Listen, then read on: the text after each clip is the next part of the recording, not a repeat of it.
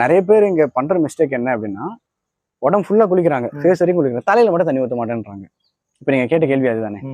தலையில தண்ணி ஊத்துனாதான் சளி வருது, சளி பிடிச்சிச்சுன்னா என்ன பண்றது, தலைவலி வந்துச்சுன்னா என்ன பண்றது, காய்ச்சல் வந்துச்சுன்னா என்ன பண்றதுன்னு சொல்லிட்டு கேள்வி கேட்கறாங்க.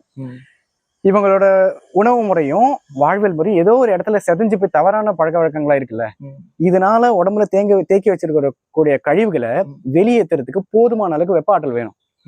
இவங்க தலைக்கு குளிக்காததுனால, தலையில தண்ணி ஊத்தாததுனாலேயே அந்த போதுமான அளவுக்கு வெப்ப ஆற்றல் உடம்புக்கு போய் சேர்றது இல்லை. ஏன்னா தலைப்பகுதிக்கு மூளைக்கு அடியில தான் மிக முக்கியமான மாஸ்டர் கிளாண்ட்ஸ்லாம் இருக்கு.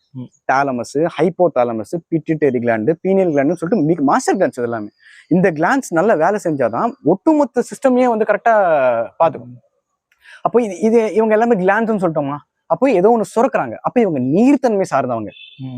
இன்னும் நம்ம மூளைக்கும் ஸ்கல்லுக்கும் நடுவில் செரிப்ரல் லிக்விட்னு சொல்லிட்டு ஒண்ணு இருக்கும், அதுவுமே நீர்த்தன்மை தான். அப்ப இதுக்கு மறைமுகமா நம்மளோட உடல் அமைப்பு என்ன சொல்லுது, குளிர்ச்சியா வச்சுக்கோங்க தலைய அப்படின்னு சொல்லுது. குளிர்ச்சியா வைக்க வேண்டிய தலையில மட்டும் தண்ணி ஊத்தாம உடம்பு ஃபுல்லா குளிச்சிட்டோம்னா நெருப்போடு தன்மை கீழே இருந்து மேல் நோக்கி போடுறதுதான். அப்போ உடம்பு ஃபுல்லா நீங்க தண்ணி ஊத்திடுவீங்க.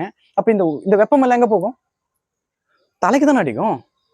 அதனாலதான் ஒட்டுமொத்த சிஸ்டமே கொலாப்ஸ் ஆகி இருக்கிற கழிவுகளே வெளியே தள்ள முடியாத அளவுக்கு ஆற்றல் இல்லாம வந்து உடம்பு தேங்கி போய் நின்றுட்டு. இப்போ இந்த நிலையில நம்ம வீடியோ யாராச்சும் ஒருத்தர் பார்த்துட்டு தலையில தண்ணி ஊற்றி குளிக்க ஆரம்பிச்சாரு அப்படின்னா உடனே சளி பிடிச்சிச்சு அப்படின்னா இவர் சொன்னதுனாலதான் எனக்கு சளி பிடிச்சிச்சு அப்படின்ற மாதிரி சொல்லுவாங்க.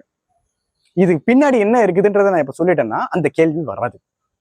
இத்தனை நாள் தேக்கி வச்சிருக்கிறதுல கழிவு, தலையில தண்ணி ஊத்துன உடனே அந்த வெப்பம் சீர்நிலை ஆன உடனே உள்ள கழிவு இருக்குது ஆல்ரெடி, அதை வெளியில தூக்கி விசிறி அடிக்கிறது தான் சளி.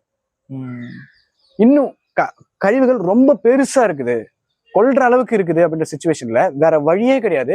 ஒட்டுமொத்த உடம்பையுமே அடுப்பு எறிகிற மாதிரி எரிய விட்டு அந்த விஷயத்தான் வெளிப்படுத்தும். அதுக்கு பேர் தான் காய்ச்சல். இப்ப நீங்க சொல்றது